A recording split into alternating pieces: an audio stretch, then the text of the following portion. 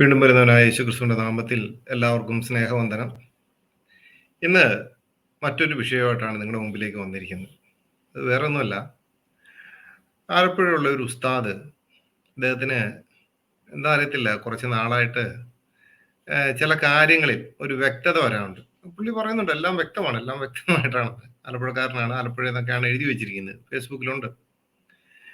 ഒരു ക്രിസ്ത്യാനിയായ ഒരു അച്ചായൻ, അദ്ദേഹം യേശുക്രിസ്തുവിനെ പറ്റിയും മറ്റുള്ള ദൈവങ്ങളെ നമ്മുടെ ദൈവമായിട്ട് കിഴച്ച് നടക്കുന്നവർ ഒരു യഥാർത്ഥ ക്രിസ്ത്യാനി അല്ല ബൈബിളിന്റെ അടിസ്ഥാനത്തിലൊക്കെ പറഞ്ഞപ്പോൾ ഈ ഉസ്താദിന് എന്തോ ഒരു ഭയങ്കര വിഷമം പോലെ, ഭയങ്കരമായിട്ടുള്ള ഒരു ബുദ്ധിമുട്ട്, എന്തോ ഒരു പ്രയാസം പോലെ അദ്ദേഹത്തിന് അത് കേട്ടപ്പോൾ. ആ കേട്ടപ്പോൾ മുതല് ഉസ്താദിന് വളരെ ഒരു ബുദ്ധിമുട്ടും ഒരു പ്രയാസവും ഒക്കെയാണ്. അപ്പോൾ അത് നമുക്കൊന്ന് കേട്ടു നോക്കാം. അതിപ്പോൾ അതിൽ നിന്ന് മനസ്സിലാവുമല്ലോ എന്താണ് സംഭവം എന്നുള്ളത്. ഒരു ക്രിസ്ത്യാനി ആയിരിക്കുക എന്നാൽ യേശുക്രിസ്തു മാത്രമാണ് ഏക രക്ഷകനെന്ന് ഏറ്റുപറയലാണ്. അത് ഏറ്റുപറയാതെ എല്ലാ മതങ്ങളെയും അല്ലെങ്കിൽ എല്ലാ മതങ്ങളിലെയും ദൈവങ്ങൾ രക്ഷകർ ആണെന്ന് ഏറ്റുപറയുന്നവൻ വൈദികൻ പോയിട്ടൊരു ക്രിസ്ത്യാനി പോലുമല്ലെന്നാണ് പ്രമാണം. ബൈബിളിൽ പറയുന്നുണ്ട്, ഞാനല്ലാതെ അന്യദൈവം നിനക്കുണ്ടാകരുതെന്ന്. കാര്യങ്ങളൊക്കെ ഇങ്ങനെ സുതാര്യമായി പറയുകയാണെങ്കിൽ വിശദീകരണം വളരെ എളുപ്പമായിരിക്കും. അദ്ദേഹം പറഞ്ഞതിൽ ഒരു തെറ്റുമില്ല. യഥാർത്ഥ ക്രൈസ്തവൻ എന്നാൽ ആ മതത്തിന്റെ ഫ്രെയിമിൽ ചട്ടക്കൂടിൽ നിന്ന് ജീവിക്കുമ്പോഴാണ്. അല്ലാതെ എല്ലാവരും ദൈവമാണെന്ന് വിശ്വസിക്കുമ്പോൾ അവനെ സംബന്ധിച്ചുള്ളത് അവൻ യഥാർത്ഥ ക്രൈസ്തവനാവൂല. കണ്ടല്ലോ, ഉസ്താദ് പറയാണ് കറക്റ്റ് കാര്യമാണെന്ത് ആ ക്രൈസ്തവൻ പറഞ്ഞത്. കറക്റ്റ് കാര്യമാണെന്നുണ്ടെങ്കിൽ ബാക്കിയുള്ള സ്ഥലങ്ങളിൽ എന്തിനാണ് ഉസ്താദിന് ഒരു ബുദ്ധിമുട്ട്, ഒരു പ്രയാസം? ഞങ്ങൾ വിശ്വസിക്കുന്ന വിശ്വാസത്തിന്റെ അടിസ്ഥാനത്തിൽ അദ്ദേഹം പറഞ്ഞത് വളരെ കറക്റ്റ് ആയിട്ടുള്ള കാര്യമാണെന്ന് താങ്കൾ തന്നെ പറയുന്നു. ശരിയല്ലേ? അതെ, ഈ വിശുദ്ധ വേദപുസ്തകത്തിലുള്ള ബൈബിളിന്റെ അകത്ത് പറഞ്ഞിരിക്കുന്ന, വിശുദ്ധ വേദപുസ്തകത്തിൽ പറഞ്ഞിരിക്കുന്ന ആ ദൈവം തന്നെയാണ് അല്ലാഹു എന്നോ മറ്റുള്ളതെന്നോ വിശ്വസിക്കരുതെന്നല്ലേ പറഞ്ഞത്. അത് തന്നെയാണ് ഞങ്ങളുടെയും ഞങ്ങളുടെ വിശ്വാസവും. വിശുദ്ധ വേദപുസ്തകത്തിൽ പറഞ്ഞിരിക്കുന്ന ദൈവമായിട്ട് ഖുറാനിലെ ദൈവമായിട്ട് യാതൊരു ബന്ധവുമില്ല. വിശുദ്ധ വേദപുസ്തകത്തിൽ പറഞ്ഞിരിക്കുന്ന ആൾക്കാരുമായിട്ട് ഖുറാനിൽ പറയുന്ന ആൾക്കാർക്ക് ഒരു ബന്ധവുമില്ല. ഞങ്ങൾ അങ്ങനെ വിശ്വസിക്കുന്നുണ്ട്. പക്ഷെ ഉസ്താദ് ഇതിന് കേട്ടപ്പോഴത്തേന് ഉസ്താദിന് എന്തോ ഭയങ്കര ബുദ്ധിമുട്ട്, എന്തോ പ്രയാസം, അങ്ങോട്ട് ഭയങ്കര ബുദ്ധിമുട്ട്. താങ്കൾ എന്നിട്ട് അതിന്റെ കുറച്ച് ഭാഗങ്ങളൂടെ കേൾക്കുമ്പോഴത്തേനും മനസ്സിലാവും അവിടെ ഉസ്താദ് കുറച്ച് സമയമായിട്ട് കിടന്നങ്ങ് വിഷമിച്ച് വല്ലാണ്ടാകുകയാണ്. അല്ല ഉസ്താദിന്റെ പുസ്തകത്തെ പറ്റി അദ്ദേഹം ഒന്നും പറഞ്ഞില്ല, ശരിയല്ലേ? ഉസ്താദിന്റെ ഖുറാനെ പറ്റി ഒന്നും പറഞ്ഞില്ല, ഹദീസുകളെ ഒന്നും പറഞ്ഞില്ല. അല്ലെന്നുണ്ടെങ്കിൽ നിങ്ങളുടെ സിറകളോ അല്ലെന്നുണ്ടെങ്കിൽ നിങ്ങളുടെ തഫ്സീറുകളോ അല്ലെങ്കിൽ മറ്റുള്ള നിങ്ങൾ വിശ്വസിക്കുന്ന ഫത്തുൽ മുഈൻ പോലുള്ള ഇസ്ലാമിക കർമ്മശാസ്ത്ര ഗ്രന്ഥങ്ങളോ ഒന്നും പറഞ്ഞില്ല. ആ ക്രിസ്ത്യാനി പറഞ്ഞത് അദ്ദേഹം വിശ്വസിക്കുന്ന വിശ്വാസ പ്രമാണത്തിൽ നിന്ന് പറഞ്ഞപ്പോൾ ഉസ്താദിന് ഇത്രയ്ക്കൊക്കെ അങ്ങോട്ട് അങ്ങ് ഇതാകേണ്ട കാര്യം എന്തുവാ? വല്ലാത്തൊരു വിഷമം അങ്ങോട്ട് കയറി വരുന്നുണ്ടല്ലോ. അടുത്ത വോയിസ് കൂടെ നമുക്ക് കേൾക്കാം. അവനെ സംബന്ധിച്ചുള്ളത് അവൻ യഥാർത്ഥ ക്രൈസ്തവനാവൂല. ഹൈന്ദവനും അങ്ങനെ തന്നെ 30 കോടി ദൈവങ്ങളാണ് ഞങ്ങളുടെ ദൈവങ്ങളെന്ന് വിശ്വസിക്കുമ്പോഴാണ്, ആ സനാതന ധർമ്മ മൂല്യങ്ങളെ ഒരാൾ മുറുകെ പിടിക്കുമ്പോഴാണ് അയാൾ നല്ലൊരു ഹൈന്ദവനാകുന്നത്. ഇതുപോലെ തന്നെയാണ് മുസ്ലിം. 1,24,000 വരുന്ന പ്രവാചകന്മാർ ഈ ലോകത്തേക്ക് കടന്നു വന്നു.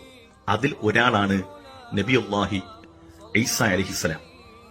ആ ഈസാ നബി അടക്കമുള്ള ആളുകൾ അള്ളാഹുവിന്റെ പ്രവാചകനാണ്, തിരുദൂതനാണെന്നാണ് മുസ്ലിമീങ്ങൾ വിശ്വസിക്കുന്നത്. മുസ്ലിമിന്റെ ഉസ്താദെ, ഇവിടെ ക്രിസ്ത്യാനിയുടെ വിശ്വാസം പറഞ്ഞു, ഹിന്ദുവിന്റെ വിശ്വാസം 30 കോടി ദൈവങ്ങൾ എന്നല്ല, ദേവന്മാരെന്നാണ് അവർ പറയുന്നത് കേട്ടോ. സനാതനിയുടെ ഒരു ഇത് വെച്ച് കഴിഞ്ഞാൽ ദേവന്മാരെന്നാ, ദൈവങ്ങളെന്ന് അവര് പറയല്ല, ദൈവങ്ങളെന്നല്ല, ഞങ്ങൾ ദേവന്മാരാണെന്നാണ് അവർ പറയുന്നത്. അവര് പരബ്രഹ്മം എന്ന് പറയുന്നതിലേക്കാണ് അവർ കൂടുതലായിട്ട് പോകുന്നത്. അതവിടെ നിൽക്കട്ടെ. ഉസ്താദ് ഒരു കാര്യം പറഞ്ഞല്ലോ, ഈ 1,00,000-ൽ പരം പ്രവാചകന്മാര് വന്നു, അതിലൊരാളാണ് ഈസാ നബി. ആ 1,00,000-ൽ പരം പ്രവാചകന്മാരുടെ കൂട്ടത്തിൽ വന്ന ഈസയും ഞങ്ങളുടെ യേശുവായിട്ട് എന്ത് ബന്ധം?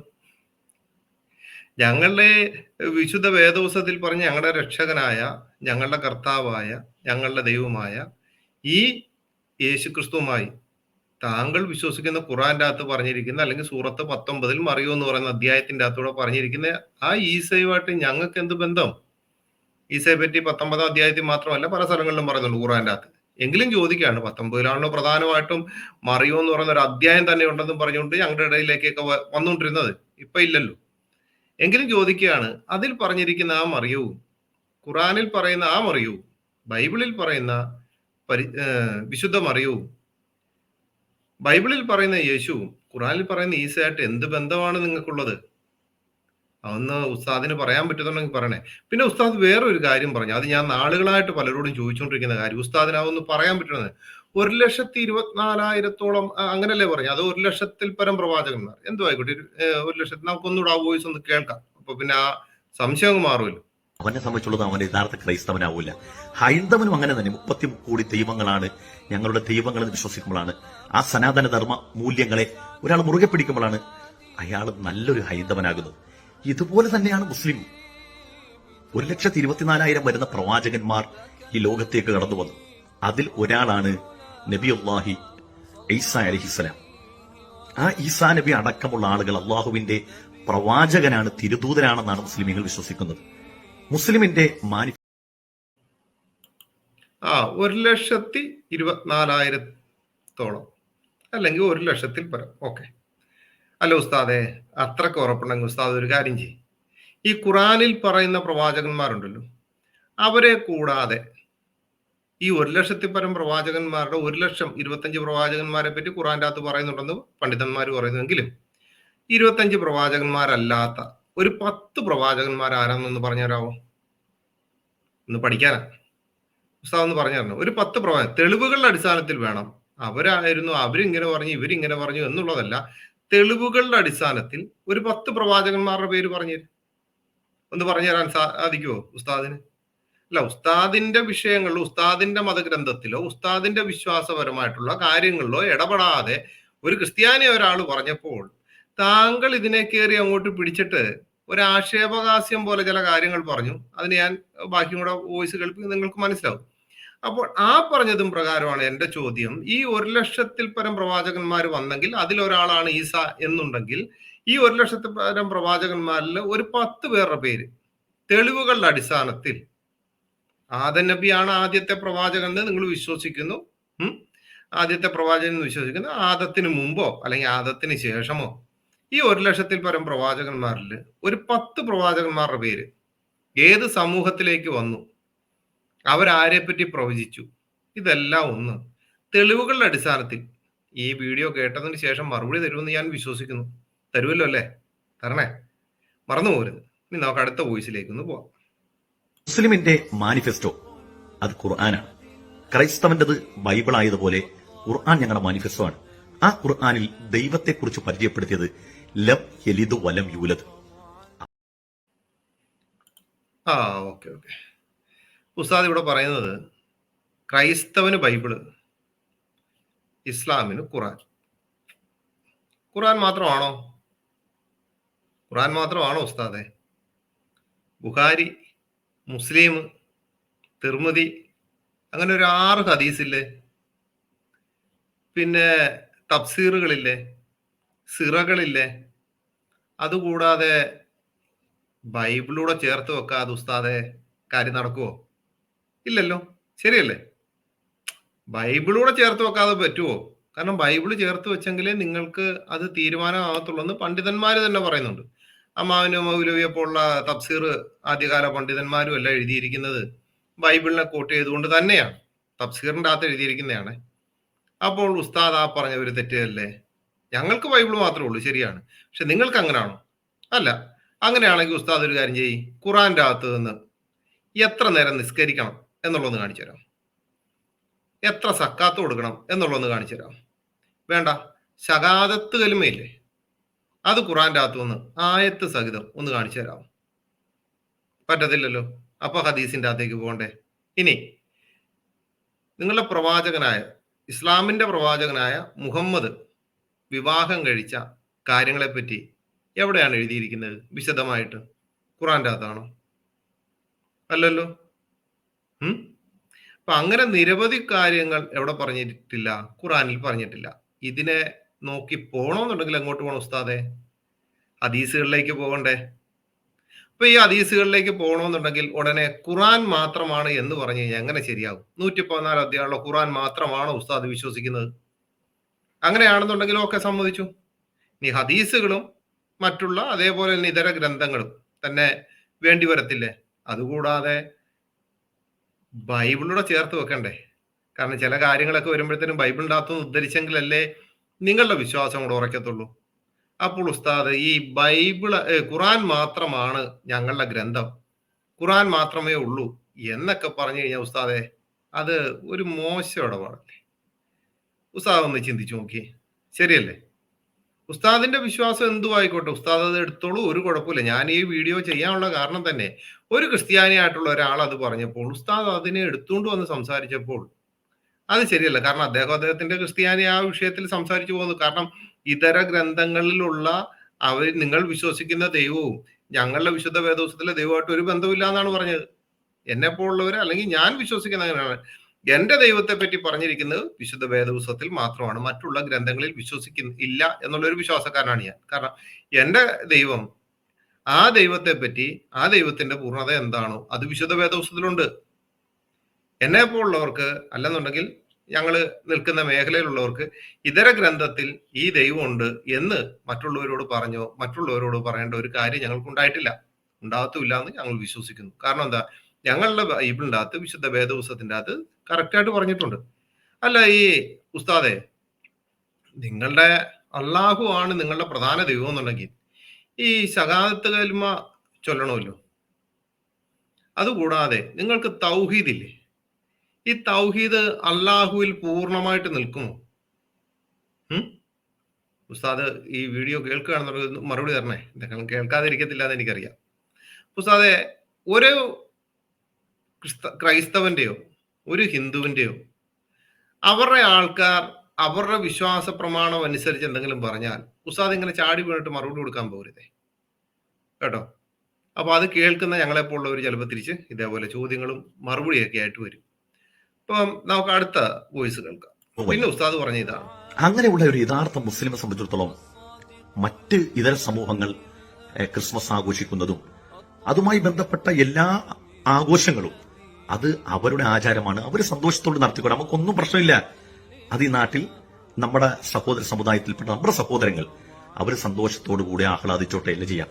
പക്ഷെ ഒരു മുസ്ലിമിനെ സംബന്ധിച്ചിടത്തോളം നിങ്ങൾ നേരത്തെ പറഞ്ഞതുപോലെ അതൊരു പ്രമാണ ലംഘനമാണ്.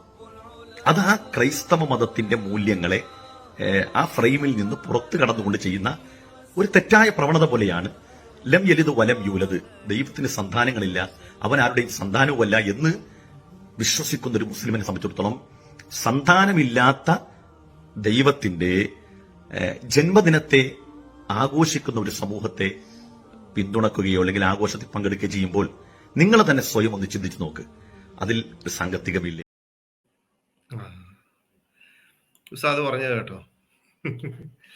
അതെല്ലാം ആഘോഷിച്ചു, അതൊന്നും കുഴപ്പമില്ല, അതൊന്നും പ്രശ്നമില്ല. പക്ഷെ ഉസ്താദിന്റെ പ്രധാനമായിട്ടുള്ള പ്രശ്നം 112 സൂറയിലുള്ള ഒരു പ്രശ്നമുണ്ട്.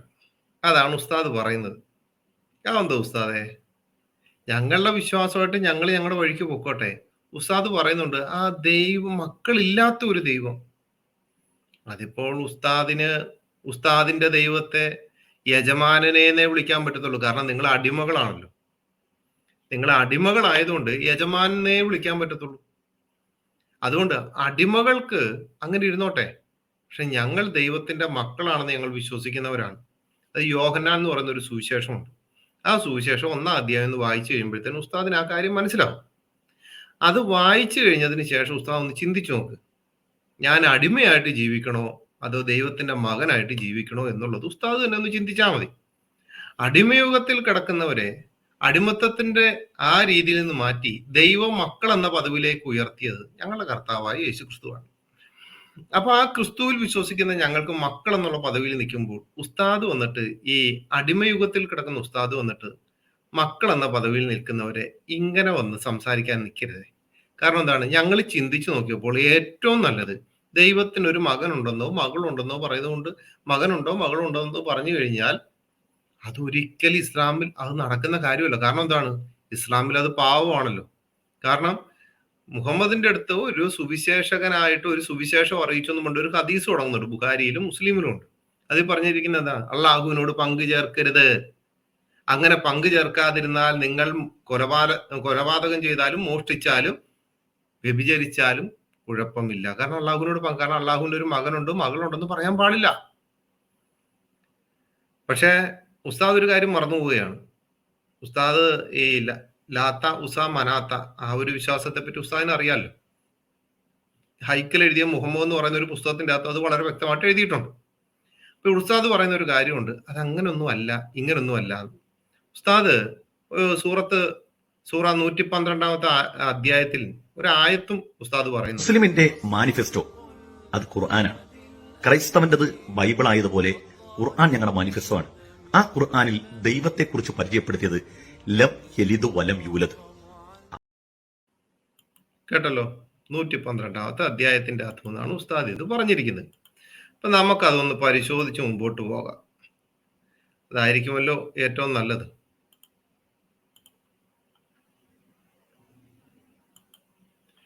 ഉസ്താദ് ഇവിടെ പറയുന്ന ഒരു കാര്യമാണ്, ഇതാണ് 112 മൂന്നാമത്തെ ആയത്. അവൻ ആർക്കും ജന്മം നൽകിയിട്ടില്ല, ആരുടെയും സന്തതിയായി ജനിച്ചിട്ടുമില്ല. ഇതാണ് ഉസ്താദ് പറഞ്ഞ ആയത്ത്. നിങ്ങൾ ഇത് ശ്രദ്ധിച്ചു നോക്കണം. ഉസ്താദ് ഒരു സംശയമുണ്ട്, ഇതെന്താണ് അങ്ങനെ വന്നത്? കാരണം ഖുർആന്റെ അകത്ത് പറയുന്നത് എന്താണ്? അവനൊരു കൂട്ടുകാരി ഇല്ലല്ലോ എന്നാണ്. അപ്പൊ ഒരു കൂട്ടുകാരി ഉണ്ടായിരുന്നെങ്കിൽ നടക്കും എന്നാണോ?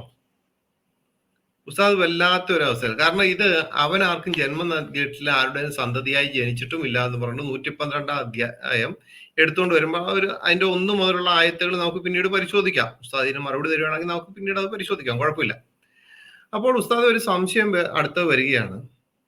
ഇത് ഈ മറിയവുമായിട്ട് ബന്ധപ്പെട്ട വിഷയം. കാരണം ക്രൂശിൽ മരിച്ചു ഉയർത്തെഴുന്നിട്ട് യേശു ക്രിസ്തു അല്ലെന്നുണ്ടെങ്കിൽ നിങ്ങളുടെ വിശ്വാസം അനുസരിച്ച് ഈസ എന്ന് പറയുന്നയാള് ക്രൂശിക്കപ്പെട്ടിട്ടില്ല, അള്ളാഹുവിലേക്ക് ഉയർത്തപ്പെട്ടു എന്ന് പറയുന്നത് കാദിയാനികൾ വിശ്വസിക്കുന്നത് ക്രൂശിക്കപ്പെട്ടു, പ്രകൃതി സഹജമായ രീതിയിൽ മരിച്ചു, എന്നിട്ട് ആ രീതിയിൽ അവർ വിശ്വസിക്കുന്നു. ഉസ്താദ് ഇവിടെ പറയുന്നത് എന്താ കള്ളിതാണല്ലോ. അതുകൊണ്ട് എൻ്റെ ഒരു സംശയമുണ്ട് ഉസ്താദെ.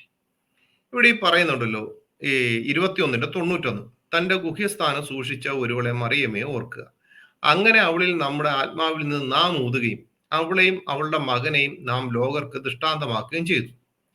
അല്ല ഉസ്താദെ, ഈ ആരെയും ജനിപ്പിച്ചിട്ടുമില്ല ജനിച്ചിട്ടുമില്ല എന്ന് പറഞ്ഞ ഈ അള്ളാഹുവിന്റെ കിതാബായിരിക്കുന്ന സകലതും സൃഷ്ടിക്കുന്നതിന് 50,000 വർഷത്തിന് മുമ്പേ പേനയെ സൃഷ്ടിച്ചു, പേനയോട് എഴുതാൻ പറഞ്ഞ അങ്ങനെ എഴുതി തീർത്ത ആ ഖുറാന്റെ ഒരു കോപ്പിയാണല്ലോ നിങ്ങളുടെ ഇപ്പൊ ഭൂമിയിൽ ഉള്ളത്, മറ്റേ സ്വർഗത്തിൽ ഇരിക്കുകയാണല്ലോ. അപ്പൊ ഈ ഖുറാന്റെ അകത്ത് പറഞ്ഞിരിക്കുന്ന ഈ വിഷയത്തിൽ തന്റെ മുഖ്യസ്ഥാനം സൂക്ഷിച്ച ഒരുവളെ മറിയമിനെ ഓർക്കുക, അങ്ങനെ അവളിൽ നമ്മുടെ ആത്മാവിൽ നാം ഊതി. അപ്പൊ ഈ നമ്മുടെ എന്ന് പറയുമ്പോഴത്തേന് ആരാണ് ഉസ്താദെ? ആരുടെ ആത്മാവിൽ നിന്ന് നാം ഊതി? നമ്മുടെ ആത്മാവിൽ നിന്ന് നാം ഊതി. നമ്മുടെ എന്ന് പറയുന്ന ആരാണ്? അള്ളാഹുവിന് ആത്മാവുണ്ടോ? ഇനി നാം ഊതി എന്ന് പറയുമ്പോഴത്തേന് അതാരാണ് ഉസ്താദെ? ഒന്ന് പറയാമോ? അത് പറയുന്നുണ്ടല്ലോ ഉസ്താദ് ഒരുമാതിരി അങ്ങ് കളിയാക്കുന്ന രീതിയിലാണ് സംസാരിക്കുന്നത്. ബാക്കി വോയിസുകൾക്ക് പിന്നീട് ഞാൻ മറുപടി വരുമ്പോഴത്തേനും അതിൻ്റെ ആട്ടെ. ഇവിടെ വളരെ വ്യക്തമായിട്ട് ചോദിക്കാം, അങ്ങനെ അവളിൽ നമ്മുടെ ആത്മാവിൽ നാം ഊതി. ആരാണ് ഈ നമ്മുടെ എന്ന് പറഞ്ഞ വ്യക്തി? ആരാണ്? നാം എന്ന് പറഞ്ഞ ആളാരാണ്? കാരണം ഈ ഫർജഹ എന്ന് പറഞ്ഞു കഴിഞ്ഞാൽ എന്താണെന്ന് ഉസ്താദിന് അറിയാമല്ലോ. അന്നേരം ഇപ്പൊ അങ്ങോട്ട് ഊതിയത്, ആ ഊതിയ നമ്മുടെ ആത്മാവിൽ നിന്ന് നാം ഊതി. നാം ആരാണ്? നമ്മുടെ എന്ന് പറയുന്ന ആ വ്യക്തി, അവരാരാണ്? ആത്മാവ് ആരുടെയാണ്? അള്ളാഹുവിന്റെ ആണോ? ആണെങ്കിൽ ഒന്ന് പറഞ്ഞു തരണേ. പക്ഷെ ഈ ഗുഹ്യസാനം സൂക്ഷിച്ച ഒരുവളെ മറിയമേ ഓർക്കുക എന്ന് പറയുമ്പോൾ ഈ മറിയയുടെ ഗർഭധാരണവും പ്രസവവുമായിട്ട് ബന്ധപ്പെട്ട് വളരെ അഭിപ്രായ വ്യത്യാസങ്ങൾ ഉള്ളതായിട്ട് ഉസ്താദിന് അറിയാമല്ലോ, ശരിയല്ലേ? ഉസ്താദിന് അറിയാം. കാരണം എന്താണ്? ഉസ്താദ് നല്ലൊരു ഇസ്ലാമിക പണ്ഡിതനാണെന്ന് തോന്നുന്നു, തലയെക്കെട്ടൊക്കെ കണ്ടുകൊണ്ടാണ്.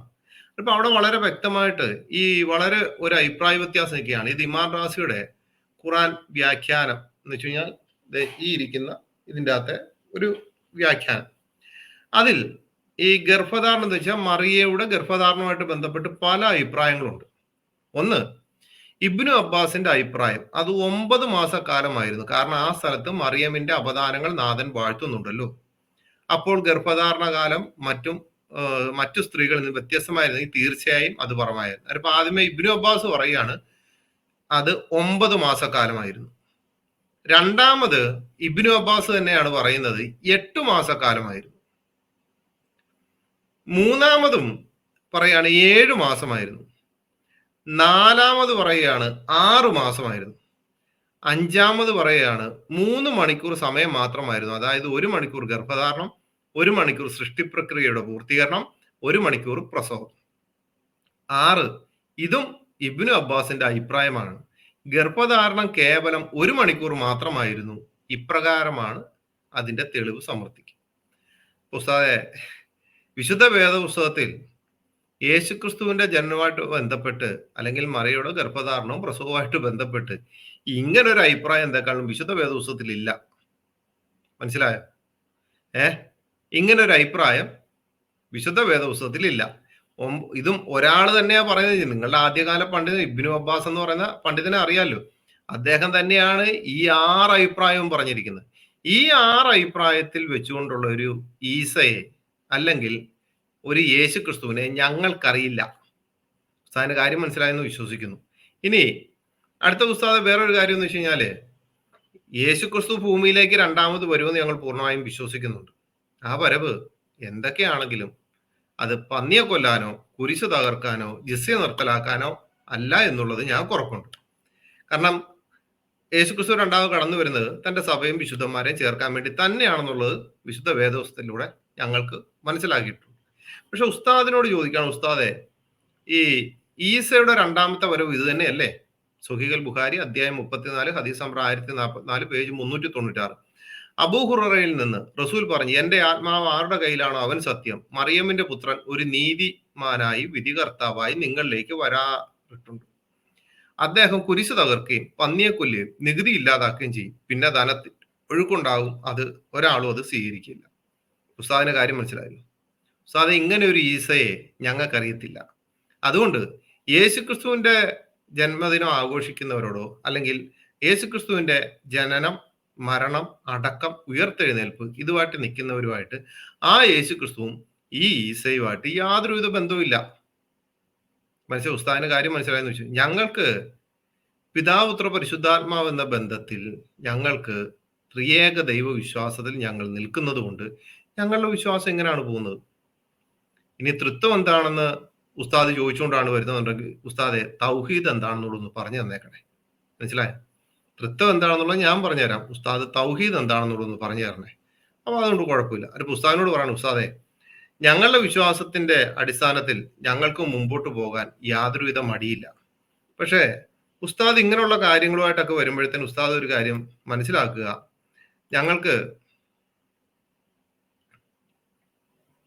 ഞങ്ങൾക്ക് വളരെ വ്യക്തമായിട്ട് പറയാൻ സാധിക്കും.